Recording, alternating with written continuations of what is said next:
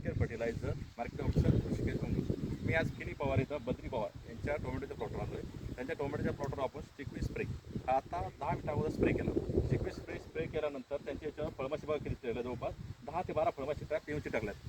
माझं शेतकरी मित्रांना हे सांगणं आहे, तुम्ही जे पिवळे किंवा निळ्या कलर ते ट्रॅप वापरता त्याच्याऐवजी हा चिकवी स्प्रे वापरा. याची एकदम जबरदस्त रिझल्ट आहे. शेतकऱ्यांना आपल्याला बद्री पवार बोलू रिझल्ट सांगा शेतकऱ्यांना कसे याचे रिझल्ट म्हणजे एक तुम्ही 10 मिनिटं अगोदर हे फवारलं यांनी, त्याच्यावर स्प्रे मारला तर लगेच बऱ्याच फळमाशी त्याला चिटकल्यात आणि काही पांढरी माशी बाकीचे जे किडे माइट्स वगैरे ते सर्व किडे आपले सर्व त्याला म्हणजे चिटकून या स्प्रेमुळे जवळपास शेतकऱ्याच्या फवारण्यामध्ये बचत होते आणि ते आर्थिक नुकसान होण्यापासूनही बरीच बचत होते. त्याला क्लोज करून मासे दाखवायचं किती मासे त्या गोष्टीचा लाभ सुद्धा योग्य प्रकारे मिळतो.